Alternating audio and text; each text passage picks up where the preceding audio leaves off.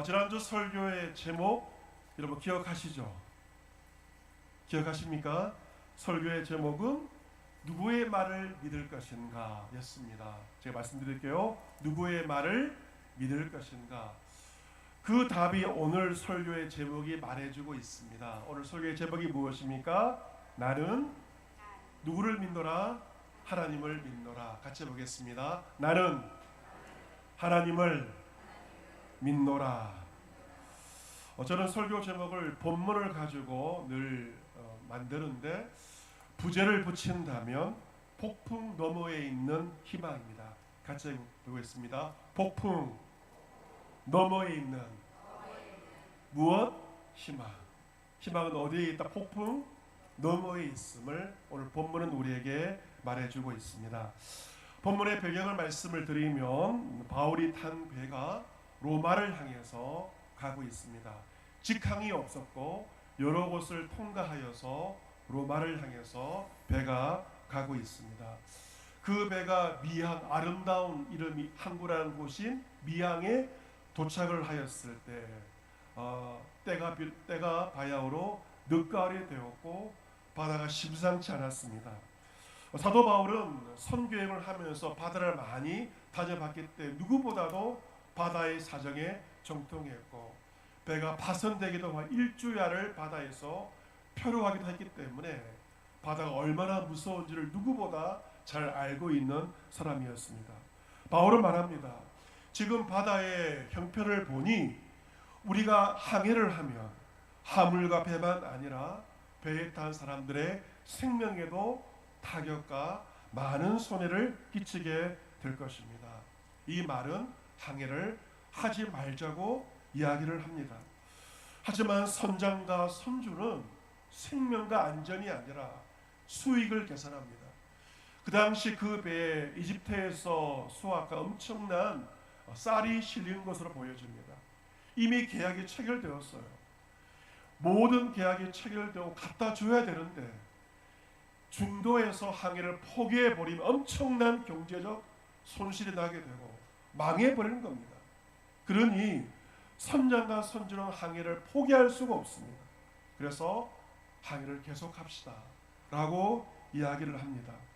또한 배에 탄 다수의 사람들은 이곳에 머물지 말고 좀 더 안락한 베닉스 항으로 가자라고 말합니다. 수많은 사람들이 각자의 말들을 하고 있었을 때 바울을 호송하던 백부장은 바울의 말을 듣는 것이 아니고 선장과 선주의 말을 더 믿게 되고 결국 배는 추락을 하게 됩니다.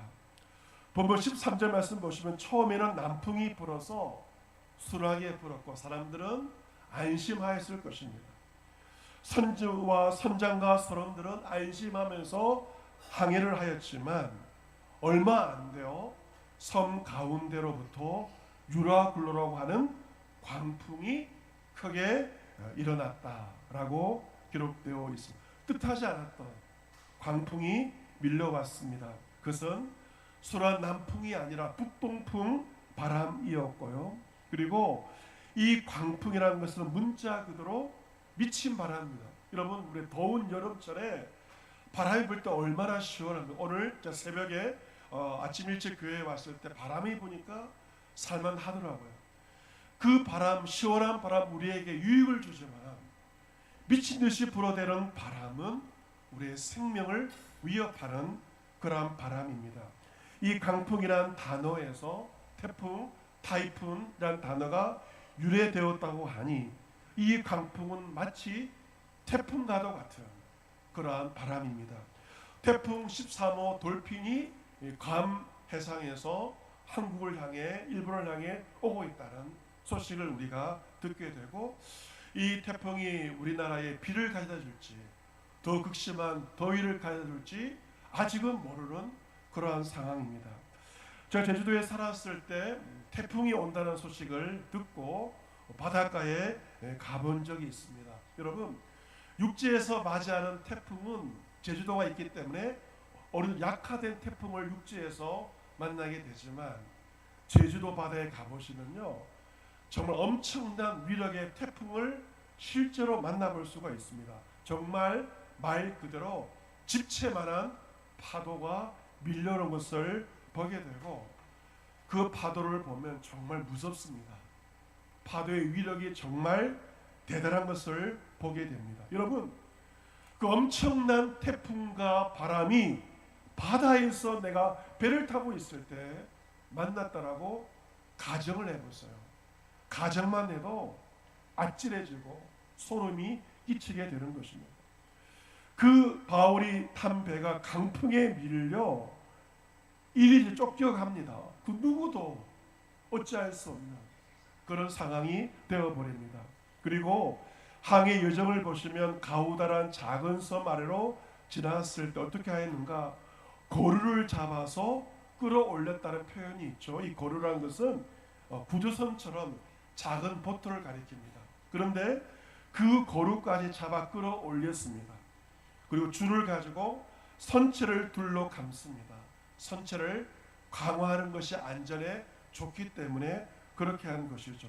그리고 스루디스란 모래톱에 혹시 걸릴까 두려워하여서 돛을 내리게 됩니다. 이 모든 것들은 선장과 선원들이 그 광풍 앞에서 그들이 할 수 있는 최선의 노력을 다하고 있는 것입니다. 그 풍랑이 밀어닥치자 배 안에 물들이 들이찼을 것이고, 사공들은 배가 침몰하지 않기 위해서 짐을 바다에 풀어버립니다. 사흘째 되는 날에는 배의 기구까지 내어버립니다. 최대한 배를 가볍게 함으로 말미암아 배가 강풍에 침몰하는 것을, 파손되는 것을 막아보고자 며칠 동안 온 힘을 쏟는 것을 보게 됩니다. 그들이 최선을 다하면서 여러 날이 지났지만 해와 별이 보이지 않았습니다. 하늘이 캄캄한 것입니다. 요즘에야 GPS를 가지고 배를 항해하지만 그 당시는 나침판이 발명되지 않았기 때문에 어떻게 항해를 하였을까요?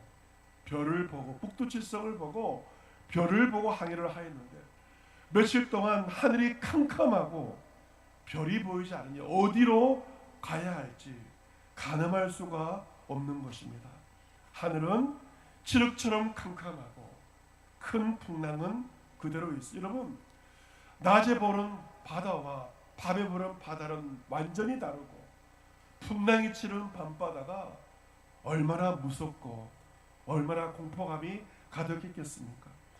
구원의 여망, 우리가 살 수 있을까 하는 희망은 시간이 가면 갈수록 사라져 가고 말았습니다. 여러 사람들 며칠을 보내면서 오랫동안 먹지 못하였고 먹을 정신도 없습니다. 기진맥진하였습니다. 그리고 이제는 이렇게 죽는 모양이구나. 죽음이 멀리 있지 않고 죽음이 정말 가까이 나를 찾아왔구나. 죽음과 두려움이 배에 탄 사람들 가운데 엄습하며 아마 많은 사람들이 죽음을 준비하였을 것입니다. 그때 바울은 모든 사람들 가운데 서서 이렇게 말합니다. 여러분, 내 말을 듣고 글에 대해서 떠나지 아니하였더라면 이 고생하지 않았을 건데 하면서 사람들에게 이야기를 합니다. 그리고 말합니다. 내가 너희를 권하노니 이제는 안심하라. 너희 중 아무도 생명에는 아무런 손상이 없겠고 배만 손상을 입을 것이다 라고 바울이 말합니다. 여러분, 어떻게 해서 바울이 절망적인 상황에서 이런 말을 하게 되었을까? 배를 많이 타본 바울의 경험을 가지고 이런 말을 하였을까요? 아닙니다. 지금 바울이 직면한 상황은 바울도 어찌할 수 없는, 아무리 머리를 짜내고 경험을 되새겨 보아도 타개할 수 없는 절망적인 상황이었습니다. 지금 바울은 자신의 경험을 가지고 말하지 않고 믿음을 가지고 말하고 있습니다. 어떤 말입니까? 23절, 내가 섬기는 하나님의 사자가 어젯밤 내 곁에 서서 말하였다. 어떤 말입니까? 24절, 바울아 두려워하지 말라. 내가 가이사 앞에 서야 하겠고 또 하나님께서 너와 함께하는 항해하는 자를 다 내게 주셨다. 하나님의 사자가 어젯밤에 바울에게 이렇게 이야기를 한 것입니다. 여러분, 지금 바울은 아무리 그 바다가 풍랑이 일고 있지만 바다에서 안 죽어요. 100%. 왜 그렇습니까? 그것은 바울이 해야 할 하나님 주신 사명이 남아있기 때문에 그렇습니다. 어떤 사명이죠? 로마 황제 가이사 앞에 가서 서는 것입니다. 로마에 가서 복음을 전하는 하나님의 사명이 바울에게 있었기 때문입니다. 이러한 주님의 음성은 바울이 예루살렘에서 얼마 전 예루살렘에서 재판을 받을 때도 주님은 그에게 나타나셔서 말씀하셨습니다.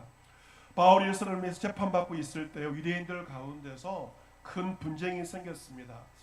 어떤 사람들 유대인들은 바울을 죽이자고 말하였고 어떤 유대인들은 바울을 그래도 살리자라고 말하였습니다.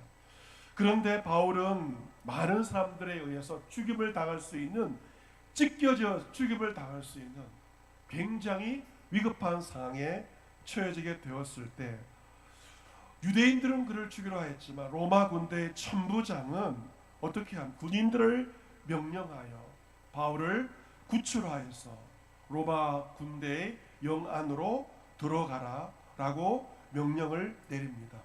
로마의 천부장이 바울을 살려주었습니다. 그날 밤 주님은 바울 곁에 서서 바울에게 말씀하십니다. 바울아, 담대하라. 두려워하지 말아라. 내가 예루살렘에서 나의 일을 증언한 것 같이 로마에 가서도 나의 일을 증언하여야 하리라.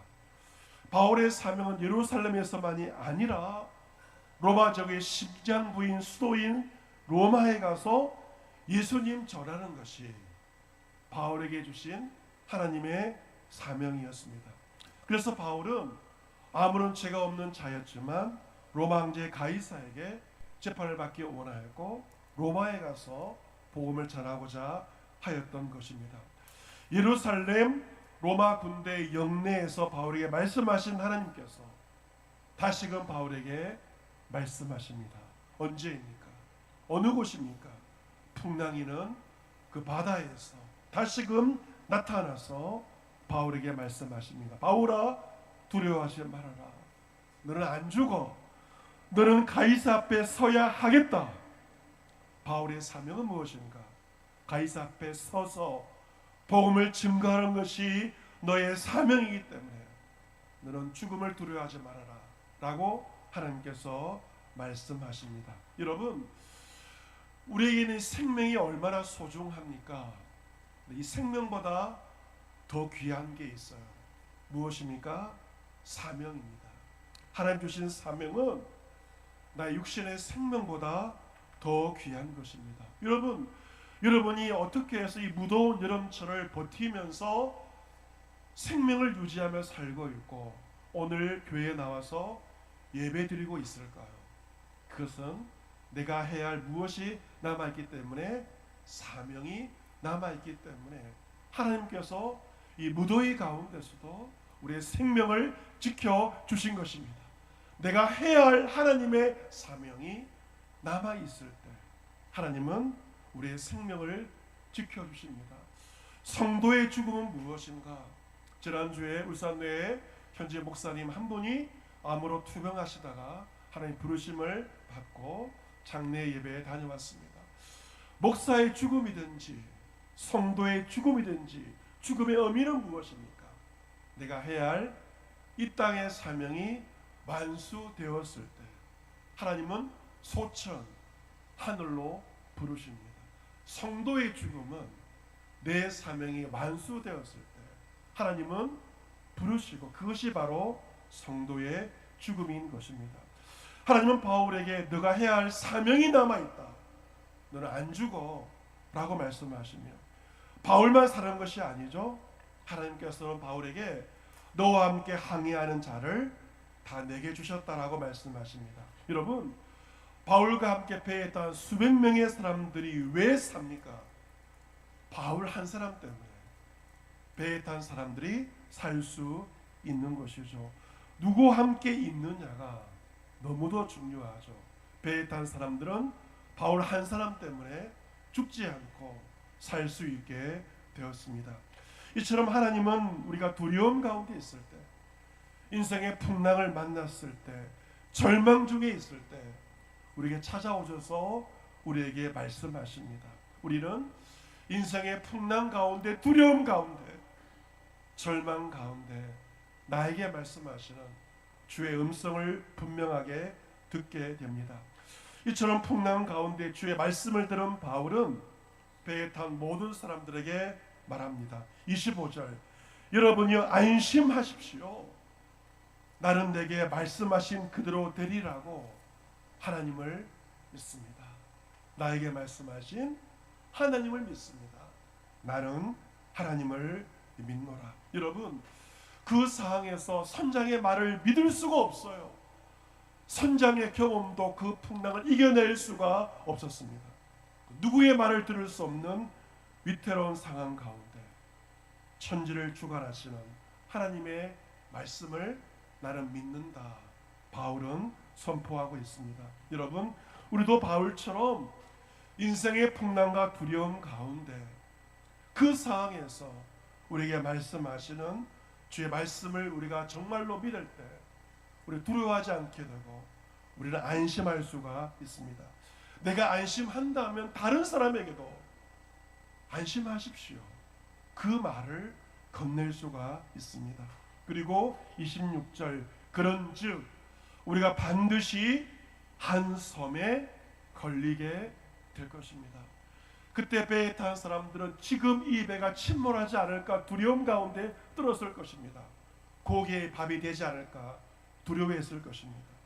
지금은 큰 풍랑 가운데 있고 어디로 가야 할지도 모르고 하늘의 별도 보이지 않고 절망적인 상황이지만 안심하십시오. 우리는 반드시 한 섬에 걸리게 될 것입니다. 도착하게 될 것입니다. 육지에 도착하게 될 것입니다. 절망적인 상황에서 바울 한 사람만큼만 희망을 말하고 있습니다. 여러분, 이 바울의 희망은 주관적인 자기의 경험과 확신이 아닙니다. 지난밤 나에게 말씀하신 하나님의 말씀에 근거하여 바울은 절망과 폭풍 가운데서도 희망을 말하고 있습니다. 우리는 죽지 않아, 우리는 살 수 있어, 이것을 바울은 말하고 있습니다. 여러분 아프리카 남아공에 있는 곧 희망봉 여러분 들어보셨을 것입니다. 신학과 교수로 있는 제 동기 목사가 지난 7월 달에 아프리카 남아공에 있는 세계 선교학회에 이제 참여를 하였습니다. 그 교수는 영성신학 교수인데 선교에 관심이 많기 때문에 세계 선교학회에 참여를 하게 되었는데, 그 학회가 열린 장소가 아프리카에 있는 유니사, 유니버시티 오브 사우스 아프리카, 제가 1년 동안 영어를 공부한 유니사 대학에서 선교학회가 열리게 되었습니다. 제 모교 선교학 교수님께서 선교학회장을 몇 년 동안 역임하시고 뒤를 이어서 유니사대학 아프리카 교수님께서 학회장을 하게 되어서 학회가 아프리카에서 열리게 되었습니다. 여러분, 세계 선교 학회장을 한국 교수님이 하시고 이어서 아프리카 교수님이 하신다는 것은 지금 세계 선교를 한국과 아시아와 아프리카가 주도하고 있다는 하나의 좋은 증거라고 말할 수가 있는 것이죠. 제 동기 목사가 학회를 마친 다음에 희망봉에 다녀왔다고 합니다. 본인의 버킷리스트였기 때문에 일생 동안 꼭 하고 싶었던 일이었기 때문에 희망봉에 다녀오게 되었습니다. 저도 남아공에 1년 살면서 희망봉에 가보고 싶었고 계획을 세웠는데 결국 가보지 못하고 한국으로 되돌아왔습니다. 희망봉은 아프리카 대륙의 최남단에 위치한 곳입니다. 1488년, 지금부터 501년 전에 포르투갈의 항해가 바르톨메오 디아스라는 사람이 아프리카의 항로를 이제 개척을 하게 되었고 그러면서 이 희망봉을 발견하게 되었습니다. 그때 그가 탄 배는 거센 폭풍을 만나게 되었고 선원들은 바울이 탄 배의 선원들처럼 죽음의 두려움에 떨게 되었습니다. 그래서 디아스는 이 희망봉을 처음에 무엇이라고 불렀는가? 폭풍의 봉을 이루고 폭풍봉으로 이름을 붙이게 되었습니다. 왜 이렇게 강한 바람이 부는 것일까? 이유가 있습니다. 이 희망봉은 인도양에서 내려오는 따뜻한 난류와 남극에서 오르는 한류가 만나는 곳이기 때문에 그렇습니다. 희망봉에 가보시면 따뜻한 바다와 차가운 바다를 눈으로 식별할 수 있을 정도로 한류와 난류가 거기에서 딱 만나게 되고, 그러한 기압적인 영향으로 늘 바람이 불고 폭풍이 부는 곳이 바로 희망봉 바다입니다. 그런데 디아스를 통해서 보고를 들은 포르투갈의 왕 주왕 2세, 당시의 포르투갈의 왕은 폭풍봉을 희망봉으로 이름을 바꾸어서 불렀다고 합니다. 왜냐하면 디아스 희망봉의 발견으로 말미암아 유럽에서 인도까지 있는 새로운 항로가 개척되었기 때문입니다.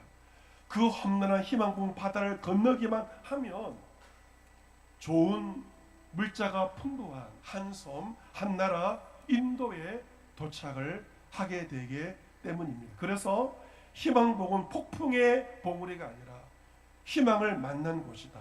그래서 희망봉이라고 왕이 이름을 바꾸게 되었습니다. 영어로 Cape of Good Hope, 좋은 희망의 봉우리라는 뜻을 가지고 있는 것입니다. 여러분, 폭풍이 있던 그 희망봉이 희망봉이 된 것처럼 인생은 폭풍을 지날 때 진정한 희망을 만날 수가 있습니다. 그 좋은 희망을 바라본다면 끝없이 밀려오는 파도와 거친 파도 가운데서도 우리는 안심할 수가 있고 앞으로 나아갈 수가 있습니다. 여러분, 오늘 본문에 바울이 탄 배가 예기치 않게 그 북동풍의 유라굴로 강풍을 만난 것처럼 인생의 폭풍은 예기치 않고 우리를 찾아오게 되고 우리에게 밀려오게 됩니다. 우리 애를 써보죠. 우리가 아무리 애를 쓰고 우리의 경험을 가지고 되지 않을 때 인생의 그 폭풍 가운데 사도 바울처럼 주의 말씀을 듣고 주의 말씀을 믿고 희망을 가질 때 우리는 그 폭풍 가운데서도 하나님 주시는 목적지를 향해 나아갈 수가 있습니다. 시편 107편에서도 오늘 본문과 비슷한 상황이 시편에 나오고 있습니다. 배들을 바다에 띄우며 큰 물에서 일을 하는 자는 여호와께서 행하신 일들과 그의 기한 일들을 깊은 바다에서 보나니 여호와께서 명령하신즉 광풍이 일어나 바다 물결을 일으키는도다. 광풍으로 바다 물결이 일어납니다. 그들이 하늘로 솟구쳤다가 깊은 곳으로 내려가니 그 위험 때문에 그들의 영혼이 녹는도다. 그들이 이리저리 구르며 취한 자같이 비틀거리니 그들의 모든 지각이 혼돈 속에 빠지는도다. 이에 그들이 고통 때문에 여호와께 부르짖으며 그가 그들 고통에서 그들을 인도하여 내시고 광풍을 고요하게 하사 물결도 잔잔하게 하시는도다. 그들의 평온함으로 말미암아 기뻐하는 중에 여호와께서 그들이 바라는 항구로 인도하시는도다. 여호와의 인자하심과 인생에 가신 기적으로 말미암아 그를 찬송할지로다. 백성의 모임에서 그를 높이며 성도들의 자리에서 그를 찬송할지로다. 아멘. 사랑하는 성도 여러분, 인생 이전 가운데 만나는 폭풍 가운데 어떤 경우는 나의 힘과 경험으로 될 때도 있지만 내가 아무리 힘을 쓰고 애쓰고 나의 경험을 다 쏟아 부어도 되지 않는 그런 상황도 우리가 만나게 됩니다. 하지만 하나님은 그 상황에서 바울에게 말씀하신 같이 여러분에게도 말씀하십니다. 여러분의 경험이 아니라 믿음으로 도전해 보시기를 바랍니다. 믿음으로 바라본다면 그 폭풍 너머에 하나님께서 예배해 놓으신 한 섬이 있습니다. 여러분은 폭풍에 자초되는 것이 아니고 반드시 한 섬에 걸리게 될 것입니다. 그 섬을 바라보는 좋은 소망을 가지고 한 주간의 삶을 살아가시기를 바랍니다. 데살로니가후서 2장에서 사도 바울은 역시 좋은 소망에 대해서 이야기하고 있습니다. 무엇이 우리의 좋은 소망입니까? 그것은 우리 주 예수 그리스도와 우리를 사랑하시고 영원한 위로와 좋은 소망을 은혜로 주신 하나님 우리 아버지께서 너희 마음을 위로하시고 모든 선한 일과 말에 굳건하게 하시기를 원하노라. 이것이 우리의 좋은 소망입니다. 우리의 소망은 세상의 소망이 아닙니다. 세상의 대박이 아니죠. 우리를 사랑하시는 하나님의 사랑이 우리의 소망입니다. 영원한 천국의 위로, 그 좋은 소망을 은혜로 주신 그것이 바로 우리의 소망이시며 하나님께서 우리를 위로하시고 모든 선한 일과 말로 우리를 굳건하게 하시는 것, 이것이 바로 우리 참된 소망이요 좋은 소망인 것입니다. 여러분, 인생을 살면서 때로 질병도 만나고 경제적 어려움도 만납니다. 하지만 잊지 말아야 할 것은 풍랑 저 너머에 무엇이 있다? 한 섬이 있는 것처럼 영원한 천국이 우리에게 예비되어 있는 것이죠. 인생의 풍랑 가운데 우리는 저 높은 천국을 소망하며 믿음의 항해를 이어가는 것입니다. 이 땅에서 주님의 위로하심 가운데 우리는 좋은 사람도 만나게 될 것이고 여러분이 마음껏 일할 수 있는 좋은 직장도 여러분에게 허락해 주실 것입니다. 앞이 보이지 않는 인생의 거친 풍랑 가운데도 우리에게 말씀하시는 하나님과 그의 말씀을 믿음으로 소망 중에 한 섬을 향하여 소망의 항구를 향하여 나아가는 여러분 모두가 될 수 있기를 주님의 이름으로 축복합니다. 아멘.